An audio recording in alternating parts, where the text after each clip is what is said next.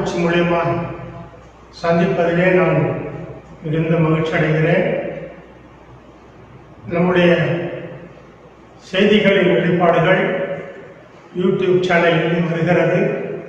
ஆகவே சபையார் எல்லாரும், பரிசுத்தவான்கள் எல்லாரும் இந்த செய்தியை கேட்டு நிச்சயமாய் பயன்பெறுவீர்கள் என்று நான் நம்புகிறேன்.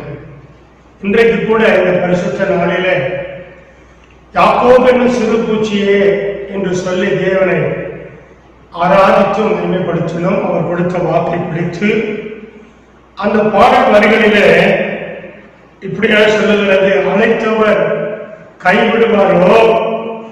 பெயர் சொல்லி அழைத்த தேவன் நம்மை மகிமைப்படுத்துவார் என்று பாடினோம்.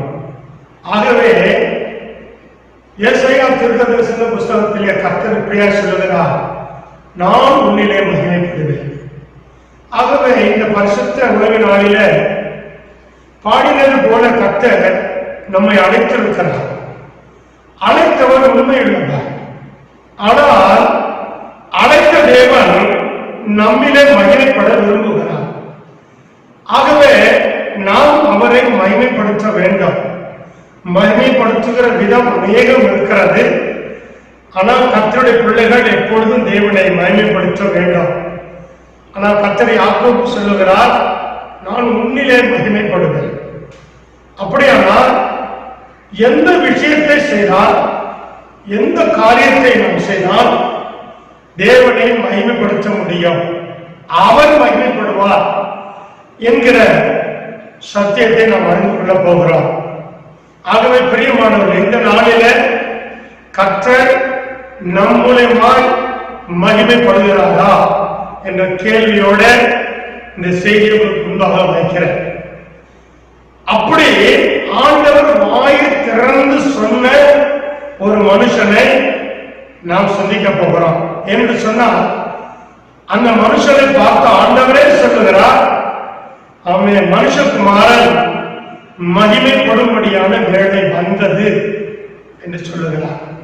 அப்படியானால் நிச்சயமாக அவன் வாழ்க்கையை நாம் பின்பற்றினால் நம்மிலும் கூட தேவன் மகிமைப்படுவார். ஆகவே அந்த புருஷனை உங்களுக்கு முன்பாக நிறுத்த நான் விரும்புகிறேன். இது உண்மையாகவே அறியப்படாத சத்தியம், ரகசியம் நிறைந்த சத்தியம். ஆகவே இதை கேட்டு நீங்கள் நிச்சயமாய் அந்த மனுஷனை போல வாழ்ந்தால் ஆண்டவரும் நம்மிலே மகிமைப்படுவார். இதுதான் அந்த பூமியில தேவனுக்கு கொடுக்கிற பெரிய ஆசீர்வாதம். அழைத்தவர் உண்மையில்லவர். யார் இந்த மனுஷன் என்பதை குறித்து நாம் இப்போது சிந்திக்க போகிறோம். எருசலேமில பஸ்கா பண்டிகையில அநேகர் வருவார்கள்.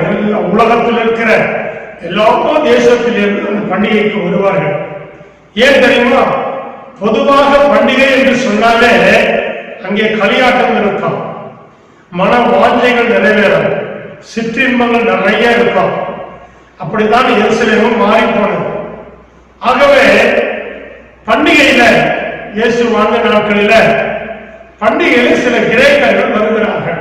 யோவான் எழுதின சுவிசேஷம் 12ஆம் அதிகாரம் 20 முதல் 26 வசனங்களை நாம் இன்றைக்கு சிந்திக்க போகிறோம்.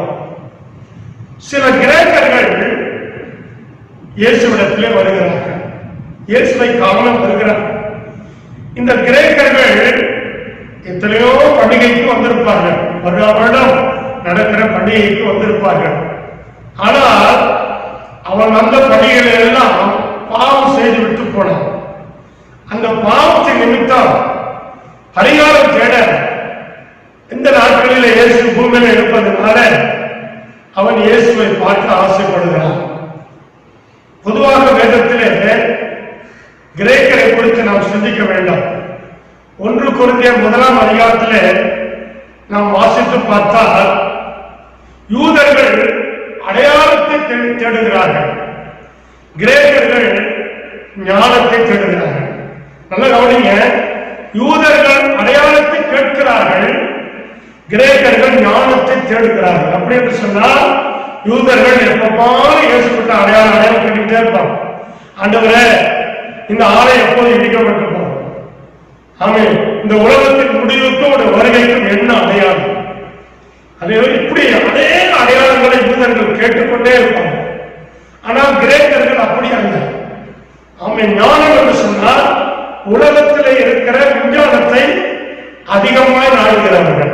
அப்படியானால் கர்த்தருடைய காரியங்களிலே தெய்வ நம்பிக்கையிலே அவர்கள் குறைவுள்ளவர்கள், விஞ்ஞானத்திலே அதிக ஞானம் உள்ளவர்கள். ஆகவே பிரியமானவர்களே, இந்த கிரேக்கரும் ஞானம் உள்ளவர்.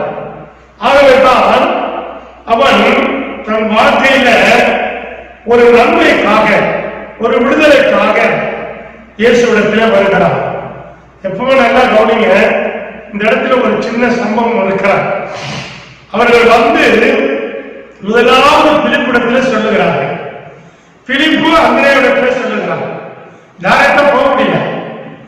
பிலிப்பு அந்திரேயர் மீன் பிடிக்கிறவர்கள்.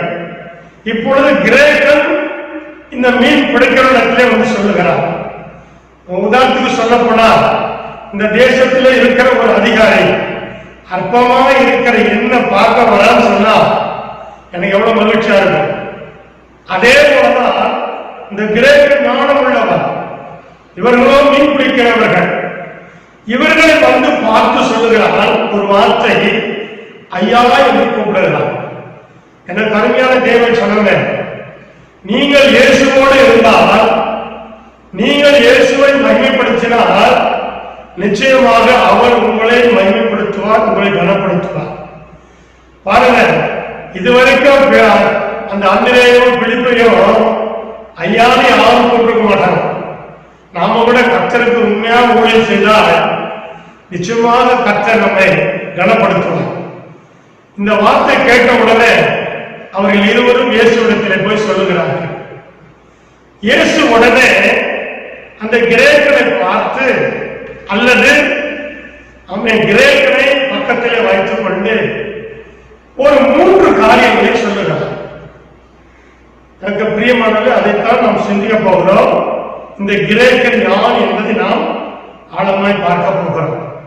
இயேசு அவனை பார்த்து முதலாவது சொல்லுகிறார், தம்முடைய சீசர்கள் நோக்கி, மனுஷகுமாரன் மகிமைப்படும்படியான வேலை வந்தது சொல்லுகிறார்.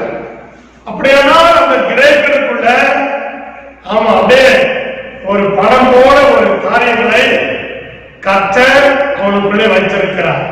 அவனுடைய எதிர்காலம் என்னவாய் இருக்கும், அவன் என்ன செய்ய போகிறான், இவன் எப்படி வாழ்ந்தான், இனிமேல் இவன் எப்படி வாழ எண்ணத்தில் வந்திருக்கிறான் என்பதை ஆண்டவர் எல்லாத்தையும் அறிந்திருந்தபடினாலே அங்கே ஆண்டவர் சொல்லுகிறார், மனுஷகுமாரன் மகிமைப்படும்படியான வேலை வந்தது. அதனால்தான் ஆண்டவர் இயேசுவை சிலுவையில் அறையும் பொழுது அவன் அந்த சிலுவையின் மேல் விசாரத்தில 7 ஒரு காரியத்தை எழுதுவான். என்ன எழுதுவான் தெரியுமா? அவன் இவர் நசரேயனாகிய இயேசு யூதருக்கு ராஜா என்று சொல்லி எபிரேய, கிரேக்க, லத்தீன் மொழியில எழுதுவான். வெளிப்படுத்தல கூட பரலோகத்துல பிதாவின் சிங்காசனத்துல 24 மூப்பர்கள் இருக்கிறார்கள். அதிலே 12 பேர் யூதர்கள், மீதி 12 பேர் கிரேக்கர்கள். எனக்கு அருமையானவர்கள், கர்த்தர் கிரேக்கர்களையும் அதிகமாய் முக்கியப்படுத்துகிறார். ஏன் தெரியுமா? பவுல் சொல்லுகிறார், ஞானிகளை வெட்கப்படுத்தும்படிக்கு இந்த உலகத்தில் ஆண்டவர் பைத்தியங்களை தெரிந்து கொண்டார். ஆகவே பிரியமானவர்களே, உலக ஞானம் தேவனுக்கு முன்பாக ஒன்றும் எடுபடாது. அதனால் அதிக ஞானமான பவுல் இப்படி எழுதுகிறார், சிலுவை பற்றிய உபதேசம் கெட்டு போவதும் பைத்தியமா இருக்கிறது, ரட்சிக்கப்படுகிற நமக்கோ அது தேவ பலனாக இருக்கிறது. 1 கொரிந்தியர் 1ஆம் அதிகாரத்திலே அதை குறித்து நாம் வாசிக்கலாம். ஆகவே கற்பனையான தேவை சொல்லுங்கள். அப்படியானால் கர்த்தர் இவனில என்ன மகிமைப்பட்டார், இவன் யார் என்பதை குறித்து சிந்திக்க போகிறோம். அவர் மகிமைப்படுகிற 3 காரியத்தை அவனுக்கு சொல்லுகிறார். தீர்க்க தரிசனம். 1, ஒருவன் எனக்கு ஊழியம் செய்தால் பிதாவானவர் அவனை கனம் பண்ணுவார் என்று சொல்லுகிறார். எனக்கு ஊழியம் எவன் செய்கிறானோ நானும் அவனோடு கூட இருப்பேன் என்று சொல்லுகிறேன். அப்படியானால் ஒரு செவையான ஊழியத்தை வருங்காலத்தில் இவன் செய்ய போகிறான். அந்த ஊழியத்தின் நிமித்தம் இயேசுவே செலவிட்டார், நான் மகிமைப்பட போகிறேன். இன்றைக்கு ஒருவேளை நான் கொடுக்கிற செய்தி உங்களுக்கு இருதயத்தில் பாரத்தை கொடுக்குமானால் அதை விட்டு விலக வேண்டியதுதான். உங்கள் வேலையை தவிர குறை சொல்லக்கூடாது. இங்க பார்க்கிறோம், மறுபடியும் சொல்லுகிறேன், ஒருவன் எனக்கு ஊழியம் செய்தால் பிதாவானவர் கனம் பண்ணுகிறார். நாம செய்கிற ஊழியத்தில் கூட நம்மளை நாமளே கனப்படுத்திக் கொள்ள கூடாது. பிதாவானவர் உங்களை கனம் பண்ணணும், பிதாவானவர் உங்களுக்கு அவார்டு கொடுக்கணும். ஆமே, அப்பதான் ஆண்டவர் சொல்றார், என் ஊழியக்காரன் எங்கேயோ அங்கே நானும் இருக்கிறேன். அப்போ ஆண்டவர் நம்மோடு கூட இருக்கிறாரா? நம்ம ஊழியத்தில் தேவன் மகிமைப்படுகிறாரா? அப்படியானால் இவன் என்ன ஊழியம் செய்தார்? ஆண்டவர் ஊழியம் செய்வதற்கு முன்பாகவே இவனுடைய இருதயத்தை பார்த்து நான் இவனிலே மகிமைப்பட போகிறேன் என்று சொல்கிறார். அப்படியானால் இவன் செய்த ஊழியத்தை நாமும் பின்பற்றினால் நிச்சயமாய் சொல்லுகிறேன், நம்முடைய ஊழியத்தில் தேவாதி தேவன் மகிமைப்படுவார்.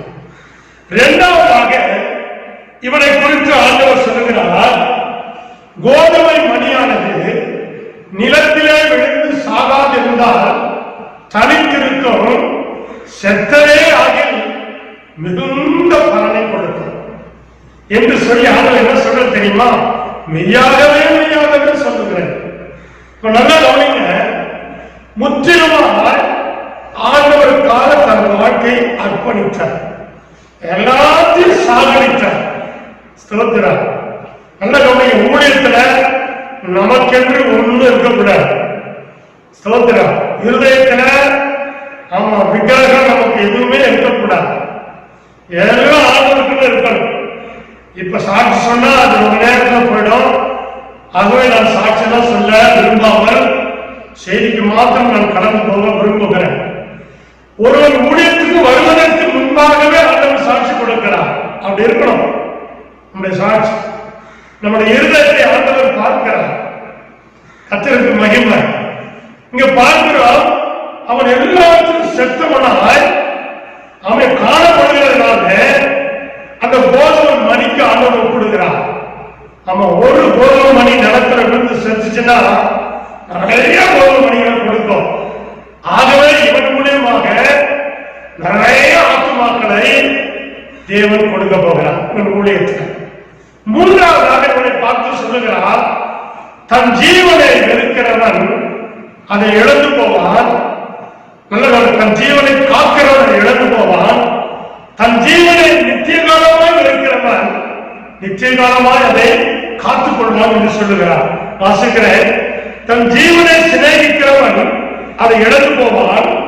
இந்த உலகத்தில் தன் ஜீவனை வெறுக்கிறவனோ அவன் அதை நித்திய ஜீவகாலமாய் காத்துக் கொள்வான் என்று கர்த்தர் சொல்லுகிறார். இந்த மூன்று வார்த்தை அந்த கிரேக்கர் இயேசுவிடத்தில் வந்ததனால சீசர்கள் மத்தியிலே அதை ஆண்டவர் சொல்லுகிறார். அப்படியானால் இவன் யாரா இருக்கக்கூடும்? ஆண்டவர் சொன்ன இந்த ஊழியம் இவன் வாழ்க்கையில நிறைவேறினதா? எவ்வளவு ஆச்சரியம் பாருங்க. ஒரு மனுஷனை பார்த்து ஆண்டவர் சொன்னா, ஆமா என்ன நடந்தாலும் அது நிறைவேறி தீரும். என்னை அழைத்தவர் உண்மை உள்ளவர், உங்களை அழைத்தவர் உண்மை உள்ளவர். உங்களை அழைக்கும் பொழுது உங்களுக்குள்ளே ஆண்டவர் ஒரு திட்டத்தை வைத்திருக்கிறார். அமே, எனக்கு வேதத்துல பிடித்த ஒரு வசனம், மனுஷன் முகத்தை பார்க்கிறார், கர்த்தரோ இருதயத்தை பார்க்கிறார். ஆகவே இந்த கிரேக்கனை குறித்து நாம் ஆழமாக சிந்திக்க போகிறோம். இந்த கிரேக்கன் யாராக இருக்கக்கூடும் என்று நான் அலசி ஆராய்ந்த பொழுது, அப்போஸ்தலர் புஸ்தகத்திலே பவுலுடைய ஊழியத்திலே அநேக கிரேக்கர்கள் இருக்கிறார்கள்.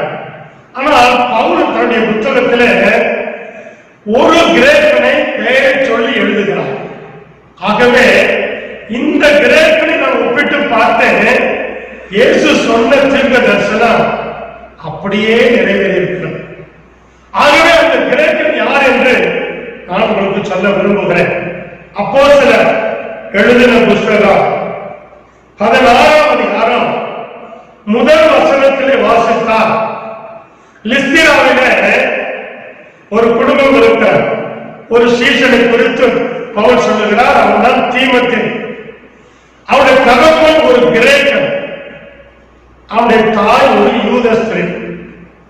அப்படியானால் இந்த கிரேக்கன் யார் என்று பார்ப்பதற்கு முன்பாக இவன் வருஷங்களோடு பண்டிகைக்கு எருசலேமுக்கு வருவான்.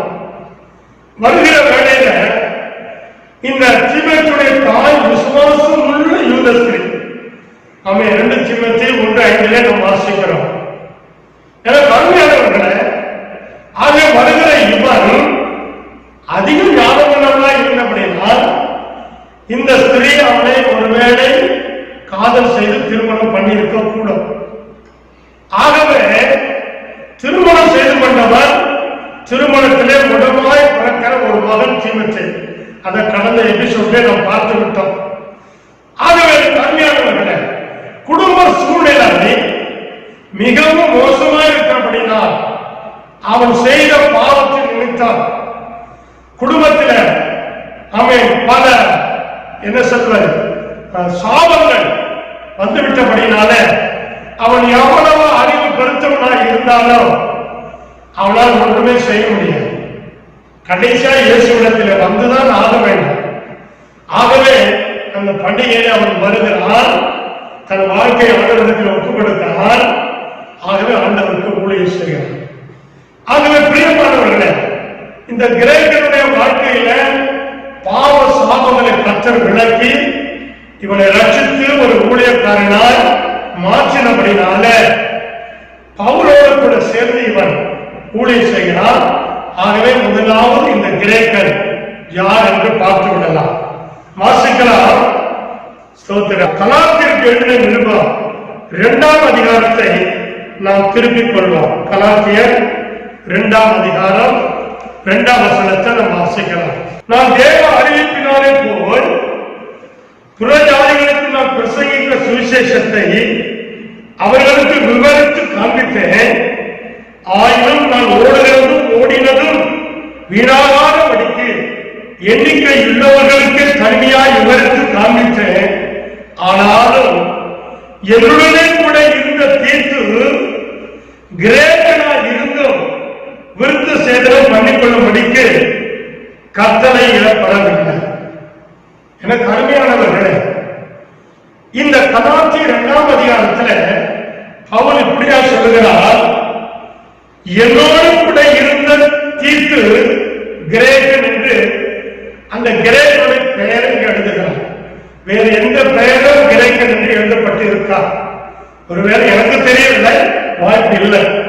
ஆகவே பிரியமானவர்களே, இந்த தீத்து தான் யோவான் 12ஆம் அதிகாரத்தில் இயேசுவை சந்திக்க வந்தவர். இவன் தான் ஐநேக்கியாவுடைய புருஷன். இவன் தான் தீமோத்தேயுடைய தகப்பன். ஆகவே இந்த தீத்து பவுலோடு கூட சேர்ந்து ஊழியம் செய்தபடினால பவுல் சொல்லுகிறார், என் ஊழியத்தில் தீத்து மிகவும் பிரயோஜனம் உள்ளவர். ஆகவே தீத்து செய்த ஊழியத்தை நாம் விவரித்து உங்களுக்கு காண்பிக்க போகிறேன். இந்த ஊழியத்தின் நிமித்தம் தீத்துக்கு வந்த பாடுகளை நான் உங்களுக்கு சொல்ல போகிறேன். இயேசு எதை சொன்னாரோ அப்படியே அவன் வாழ்க்கையிலே நிறைவேறிச்சு. இந்த வசனத்தில் பார்க்கிறோம், ஏன் அவன் விருத்த சேதனம் பண்ணி கொள்ளவில்லை என்று சொன்னால், தீத்து என்கிற ஒரு புத்தகம் இருக்க பவுல் தீத்துக்கு எழுதுவார். அதை நீங்கள் வாசித்தால் கிரேத்தா தீவு பட்டணத்திலே இவன் ஊழியம் செய்கிறான். அந்த பட்டணத்து மனுஷன் பொய்யான பொய் சொல்லுகிறவர்கள், பொய்யான பொய்யன், துஷ்ட மிருகங்கள், அதன் மத்தியிலே ஊழியம் செய்கிறான். அங்க என்ன பெரிய பிரச்சனை அப்படின்னு சொன்னா, இந்த தீத்து எழுதின நிருபம் 2ஆம் அதிகாரம் 11ஆவது வசனத்தையும் 10ஆம் வசனத்தையும் நான் வாசிக்கிறேன். அநேக விசேஷமாய் விருத்த சேதனம் உள்ளவர்கள் யாரே? அந்த கிரேத்தா தீவா.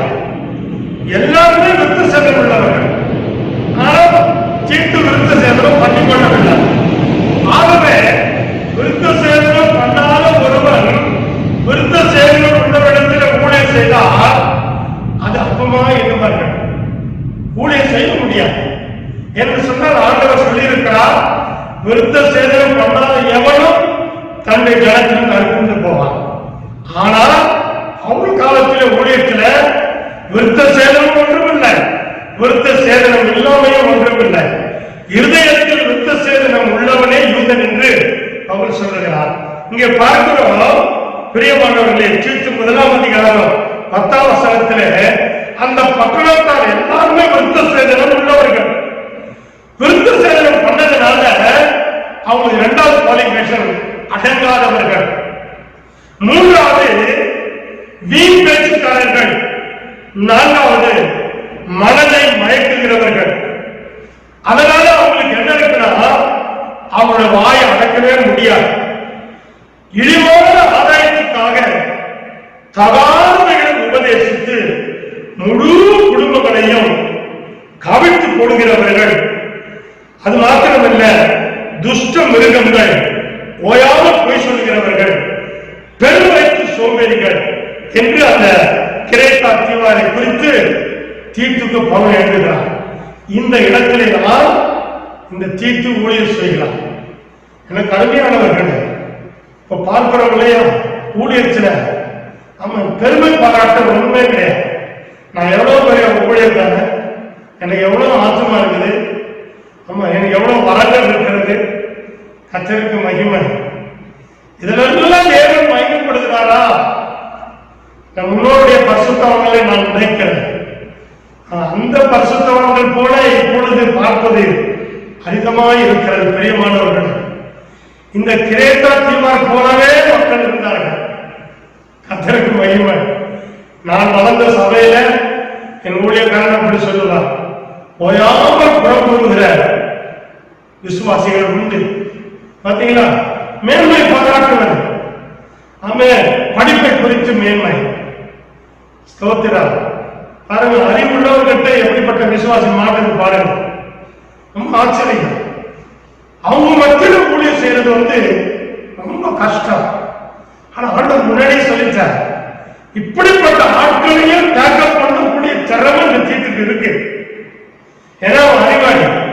நல்லா கவனிங்க, ஊழியத்துல நம்மளை வெறுமையாக்கிட்டா எவ்வளவு பெரிய அறிவாளி வந்தாலும் படிச்சவங்க வந்தாலும் நமக்கு முன்பாக ஒன்றும் செய்ய முடியாது.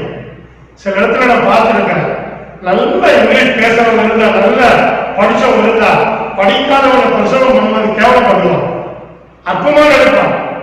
அதெல்லாம் கர்த்தர் கடமை வச்சிருக்கிறார். சோத்திரா.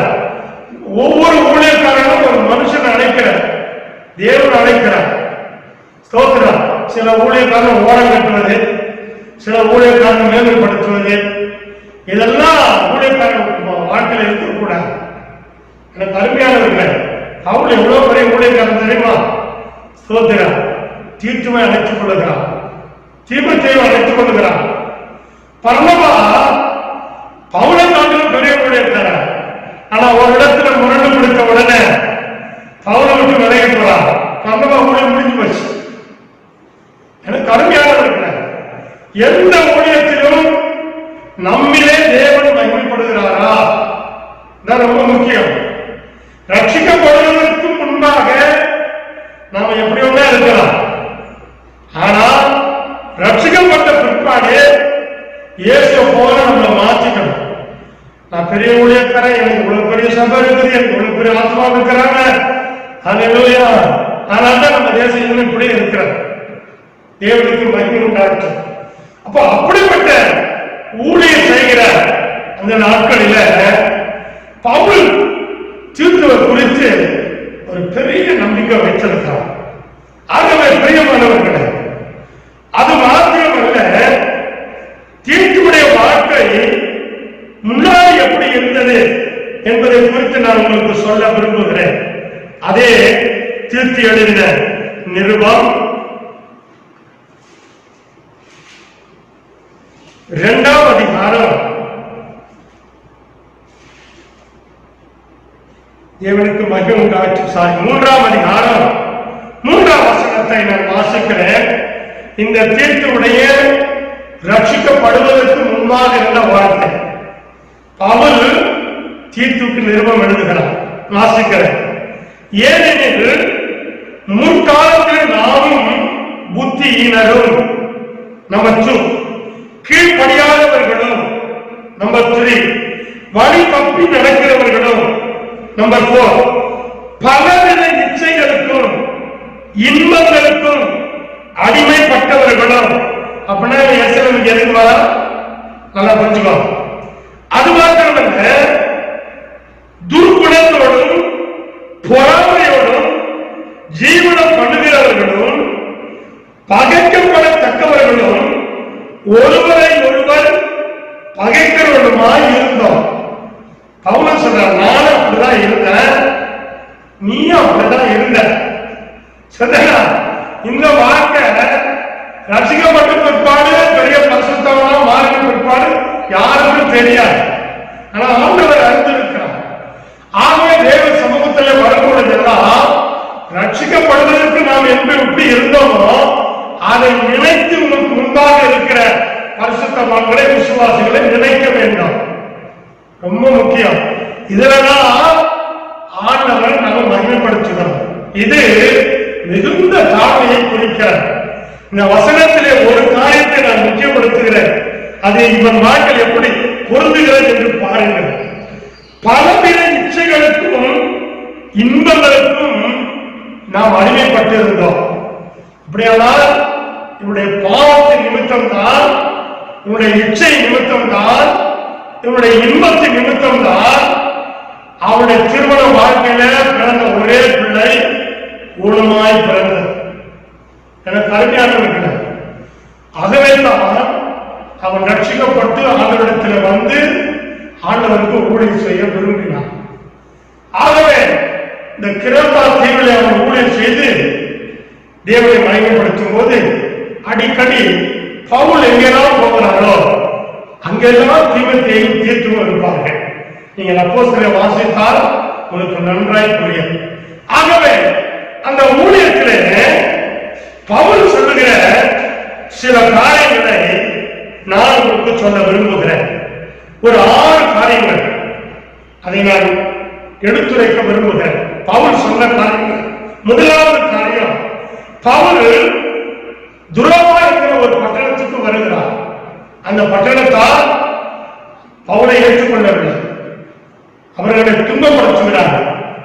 ஆகவே அந்த பட்டணத்துக்கு வந்த பொழுது அந்த பட்டணத்தை தேடுகிறார். அங்கே தீர்த்து இல்லை. ஏன் தெரியுமா? எனக்கு ஒரு பிரச்சனை வந்தால் நிச்சயமாக தீர்த்து என்னோட கூட இருந்தால் எனக்கு ஒரு தைரியம் உண்டாகும் என்கிற ஒரு வாஞ்சை. அப்படியானால் பரிசுத்தவான்களுக்கு தன் கழுத்தையும் கூட கொடுக்கிறார். 2 கொரிந்தியர் 2ஆம் அதிகாரம் 13ஆம் வசனத்தில் நீங்கள் வாசிக்கலாம். தீர்த்துவை தேடுகிறார், தீர்த்து அங்கே இல்லை. ஆகவே அவருடைய ஊழியத்துல, கடினமான ஊழியத்துல ரொம்ப துணையாக இருக்கிறவன் இந்த தீர்த்து. 2ஆவதாக, சிறுமைப்பட்டுகிறவருக்கு ஆறுதல் செய்கிற தேவன் தீர்த்து வந்ததினாலே எங்களுக்கு ஆறுதல் செய்தார். அவன் நல்ல கவனிங்க, சிறுமைப்பட்டவர் மத்தியில் ஊழியம் செய்கிறார் பவுல். அப்ப இந்த சிறுமைப்பட்டவர்களுக்கு வெறும் சுவிசேஷம் சொன்னா போராது. அவங்க வாழ்க்கை ஆறுதல் அடையக்கூடியால் சில நற்கிரிகளை செய்ய வேண்டாம். ஆகவே தீர்த்து வந்த உடனே பவுலுடைய இருதயம் ஆறுதல் அடைகிறது. அப்படியானால் தர்ம காரியங்கள் விஷயத்தில் தீர்த்து ஜாக்கிரதை உள்ளவன்.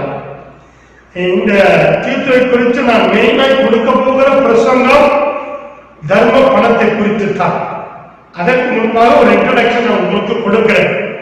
வந்ததுனால சிறுமைப்பட்டவர்களுக்கும் ஆறுதல், பவுலுக்கும் ஆறுதல்.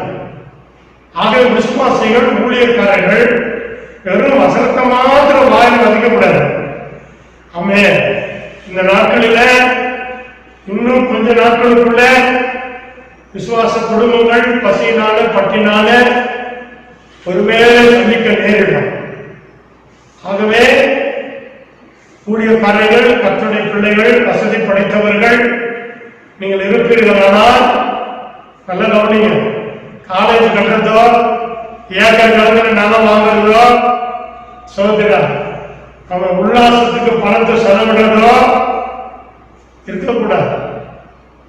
எவ்வளவு பணம் வந்தாலும் அவன் கொடுக்கிற விசுவாசிகளுக்கு நீங்க மறுபடியும் திருப்பி கொடுக்கணும். அதுதான் ஆண்டவர் கொடுக்கிறார். இவன் தர்ம கருத்து குறித்து நான் பின்னாடி பேசக்கூடாது. ஆறுதல் உள்ளவன், தீர்த்த ஆறுதல் உள்ளவன், உண்மை உள்ளவன்.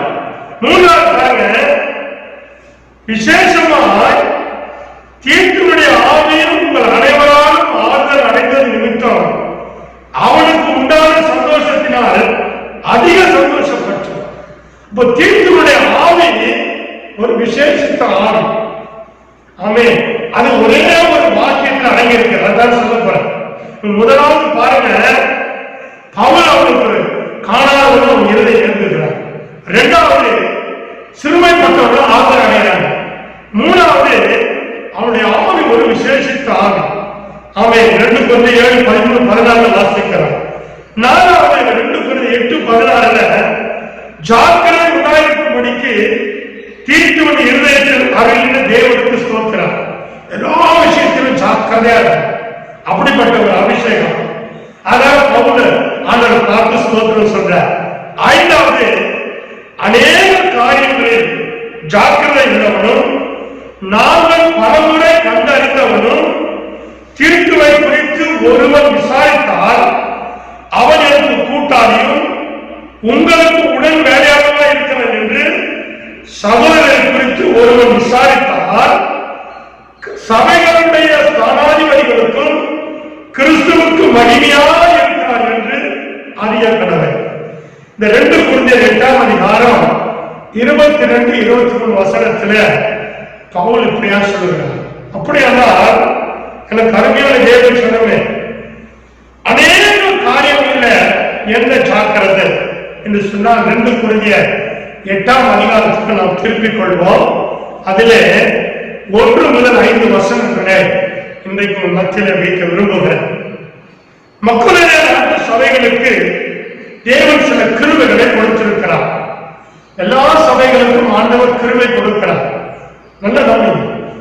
நாம ஊழியக்காரன் வருவதற்கு முன்பாக நாம் எதை விதைத்தோமோ, ஊழியத்துக்கு வந்த பிற்பாடு கர்த்தர் அதை விட இரட்டிப்பான பலனை நமக்கு கொடுக்கிறார். அதை நான் என் வாழ்க்கையிலே பார்த்திருக்கிறேன். அது அவருடைய கிருபை. தேவனுக்கு மகிமை உண்டாட்டும். என் சபையில குறைந்த ஆத்துமாக்கள் தான் இருக்கிறார்கள். ஆனால் எனக்கு ஒரு குறையும் கிடையாது. அப்படிப்பட்ட ஆத்மாக்களை தேவன் எனக்கு கொடுத்திருக்கிறார். அதுலயும் பாருங்க, இந்த 8ஆம் அதிகாரம் 2 Corinthians 8ஆம் அதிகாரம், இதைத்தான் இன்றைக்கு நான் பிரசங்கம் பண்ண விரும்புகிறேன். இதை நீங்கள் செய்தால்தான் தேவன் உங்களிலும் மகிமைப்பட முடியும்.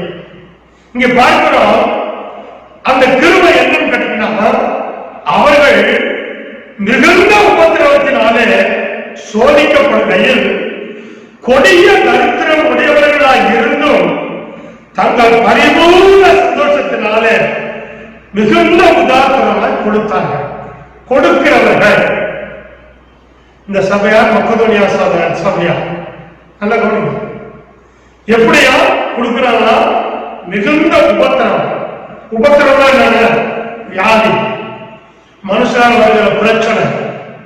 ஆமே, அப்புறம் அக்கம் பக்கத்துல இருந்து வருகிற பிரச்சனை, அவன் சொந்த பந்தம் இல்லாத வருகிற பிரச்சனை, உபத்திரம்.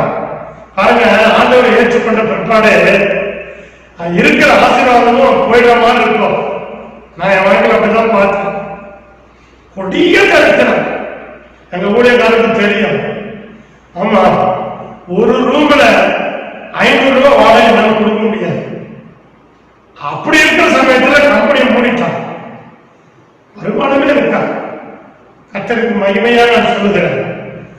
இங்க பாருங்க, கொடிய தரித்திரத்துல உபத்திரத்துல அவன் சோதிக்கப்படுகையில் விசுவாசிகள் சோதிக்கப்படுவாங்க. ஸ்தோத்திரம்.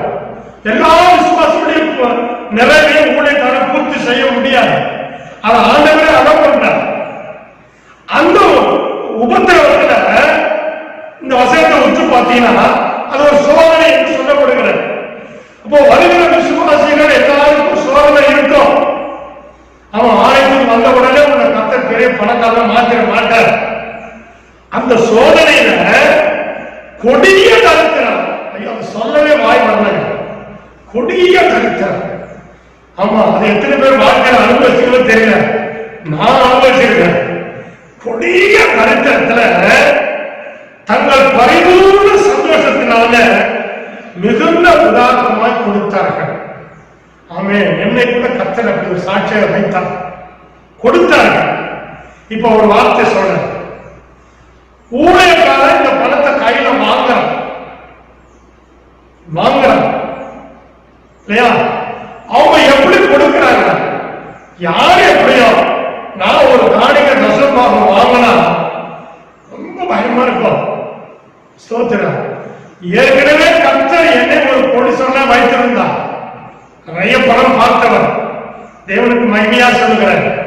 ஆனாலும் ஊழியத்துக்கு வந்த பிற்பாடு என்னை காட்டிலும் ஜனங்கள் வறுமையா இருக்கிறார்களே, அவர்கள் தம்முடைய வருமானத்திலிருந்து எனக்கு கொடுக்கும் பொழுது அவர்களும் கொடிய உபத்திரவத்துல தரித்திரத்துல கொடுக்கிறார்களே, அப்போ வாங்கும் பொழுது என்னை விட அவர்கள் தரித்திரமா இருக்கிறார்கள்.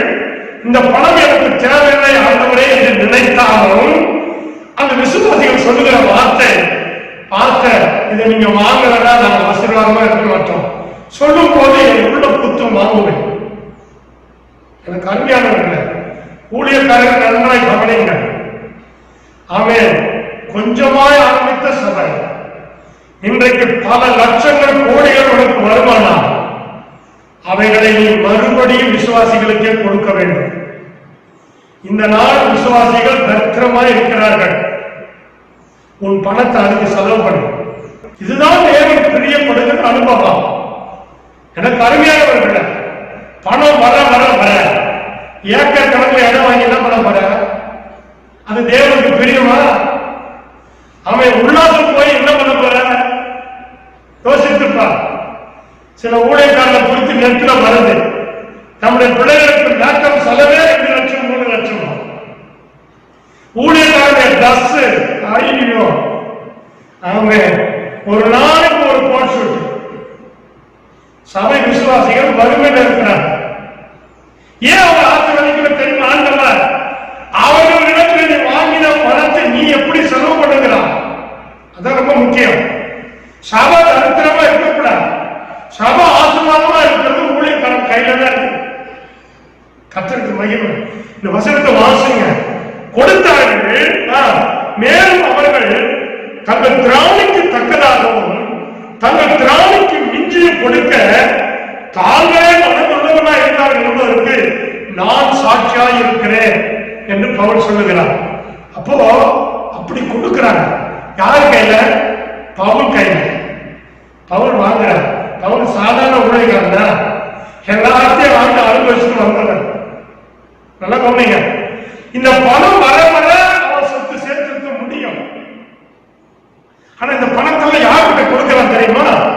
மிகவும் உண்மையுள்ள தீர்த்துவிடத்துல கொடுக்கிறான். ஏன் வச்சுக்கிற பணம் தெரியுமா? பணம் நம்ம கையில ரொம்ப இருந்தாலே டேஞ்சர். நான் வேதத்தை ஆராய்ச்சி பார்த்தேன். உலகத்துல எத்தனையோ பாவங்கள் இருக்கிறார், ஆனால் கர்த்தர் அவைகள் எல்லாம் மத்தியிலும் தூக்கி விடுகிறார். ஆனா பணத்தை வஞ்சிக்கிறவங்க முடிவு மோசமா இருக்கு. பார்த்துட்டாங்க. ஆகவே பிரியமானவர்களே, இப்படியா அவர் சொல்லுகிறார், நாங்கள் உபகாரத்தை பரிசுத்தவான்களுக்கு செய்யும் பொழுது தர்ம ஊழியத்தின் பங்கையும் நாங்கள் ஏற்றுக்கொள்ளும்படி அவர்கள் மிகவும் வேண்டிக் கொண்டார்கள். கொடுக்கிறது மாத்திரம் தர்ம காரியத்துக்கு அந்த விசுவாசிகள் கொடுக்கிறார். நாங்கள் வருஷத்துல 2 முறை அனாத ஆசிரமத்துக்கு போவோம். சபையில சொல்லுவேன், அப்பா வந்து பொருள் அவ்வளவு குவிந்து விடும். இத்தனைக்கு தரித்திரத்தில் இருக்கவங்க தான் சோதரா அப்படி கொடுப்பாங்க. இப்ப யோசித்து பாருங்க, இதெல்லாம் கர்த்தர் பார்க்கிறார். விசுவாசிகளையும் ஊழியக்காரனை கர்த்தர் பார்க்கிறார். விசுவாசிகள் கொடுக்கிற பணத்தை நீ எப்படி செலவு பண்ற? சக்கரை எனக்கு அருமையானவர்களே, மிக மிக முக்கியமான விஷயம். கொடுக்கிறது மாத்திரம் இல்ல, தரித்திரத்துக்கு கொடுக்கிறாங்க. தர்ம பணத்தை கொடுக்கிறாங்க. தர்மம் செய்ய பார்த்த அப்படின்னு கொடுக்கிறாங்க. சில ஊழியர்களுக்கு தர்ம காணிக்க வந்ததுன்னா அதுலயும் ரைட் பண்ணுங்க. உண்மையா இருக்கணும் பெரிய யாரும் பார்க்கிறாங்க? கர்த்தர் பார்க்கிறார். ஆமா, இவனை பார்த்தீங்கன்னா ஆண்டவர் வரும்போதே இவனை பார்த்துட்டார். தீத்து ரொம்ப நல்லவன், ரொம்ப நல்லவன். பார்த்தீங்களா, காரியம் வருவதற்கு முன்பாகவே இருதயத்தை பார்க்கிற ஆண்டவர். அதான் ரொம்ப விசேஷம். ஆகவே 5ஆம் வசனத்தில் பார்க்கிறோம், ஆகையால் தீர்த்து இந்த தர்ம காரியத்தை உங்களிடத்தில் தொடங்கினபடியே அதை முடிக்கவும் வேண்டும் என்று அவனை கேட்டுக்கொண்டோம். அப்போ இந்த காரியத்தை ஆரம்பிச்சது யார் தெரியுமா? தீத்து தான். பவுலுக்கு தான் காரியம் கொடுக்கிறாங்க.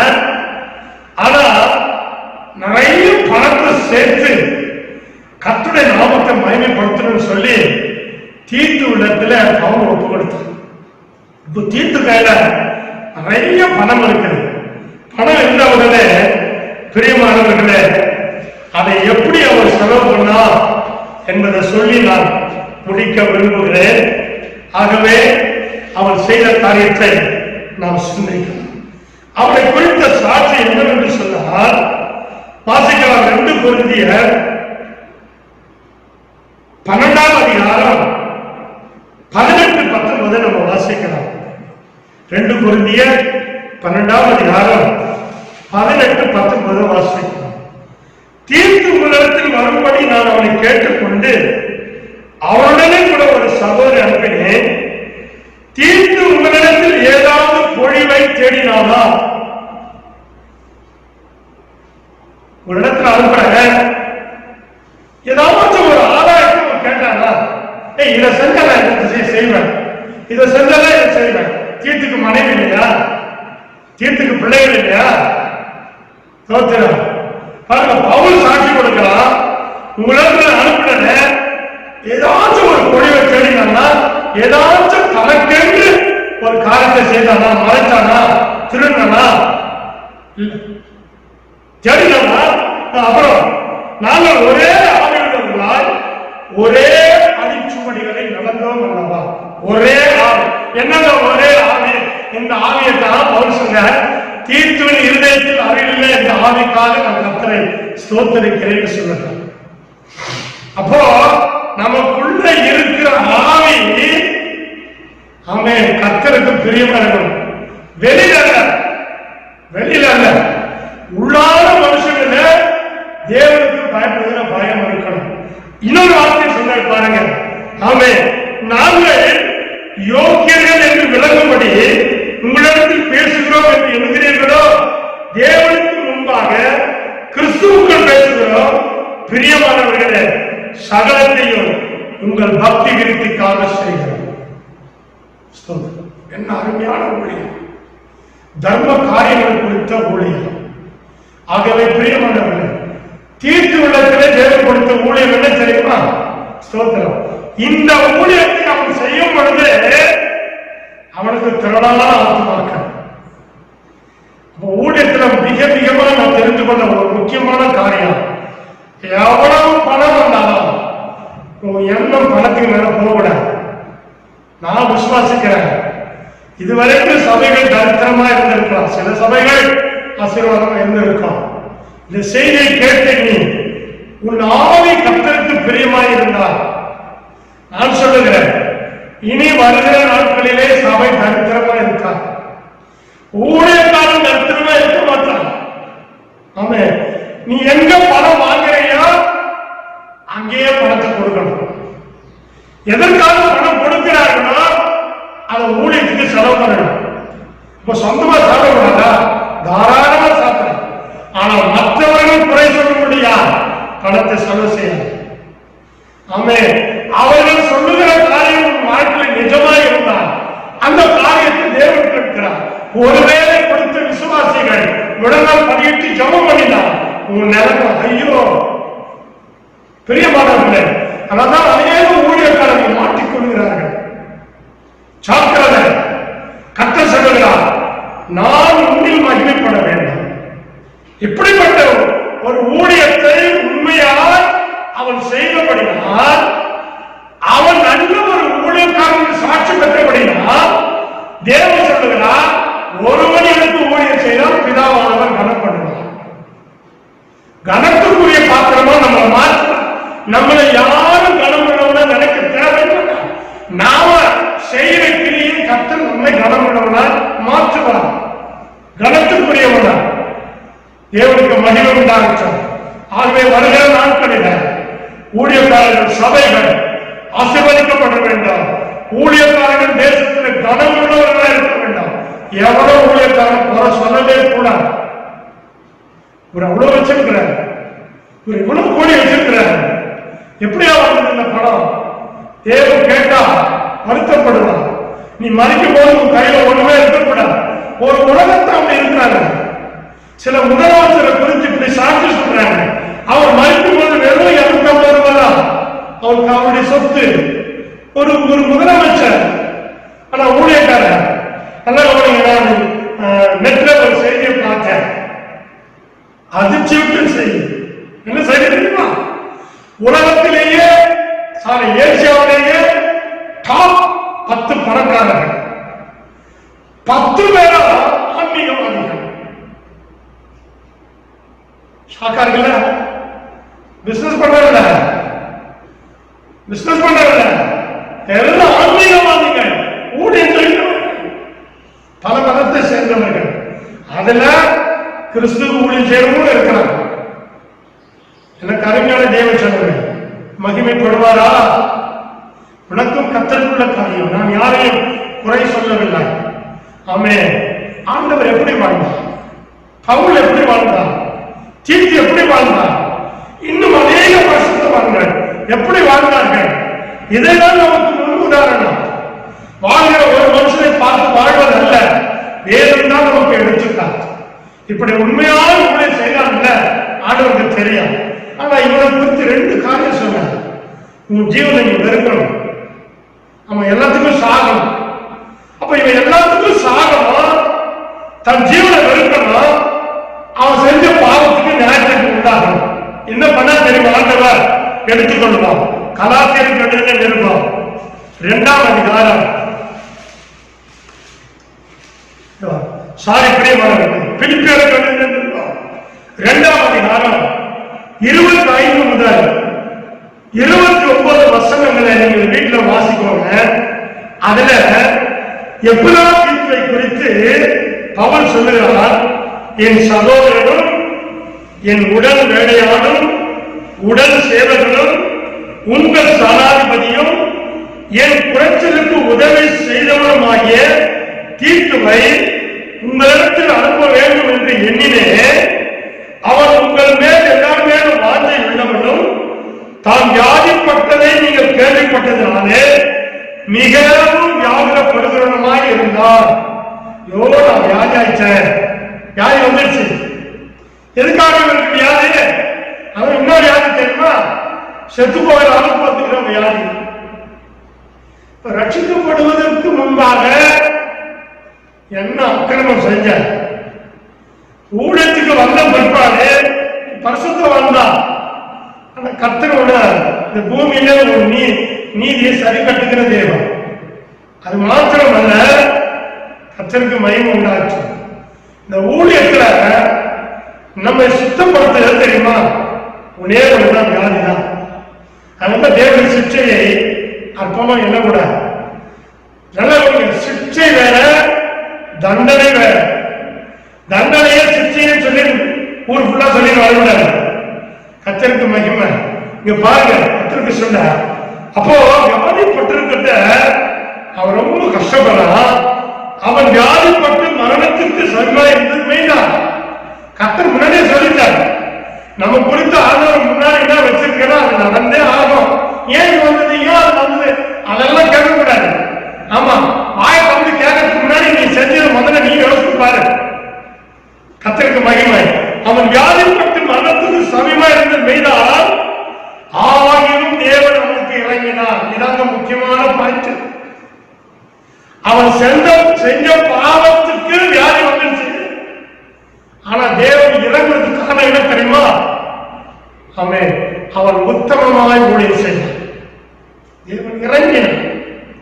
எப்படி இறங்கியிருப்பாரு? மறந்துதான் இல்ல. பவுல் ஜெயிச்சிருப்பான், அவனே ஜெயிச்சிருப்பான். இசைக்கு எப்ப ஜெயிச்சால, அதுவே நான் உனக்கு முன்பாக மன உத்தமையும் தாழ்மையுமாய் இருந்தேன் சொன்ன. ஆமா, நீ அப்படிதான் இருந்த. உடனே ஆண்டவர் வியாதியை விட்டு விலக்கி 5 வருஷம் ஊட்டி கொடுத்தார். ஆமென். நம்ம அப்படி போய் சொல்ல முடியுமா?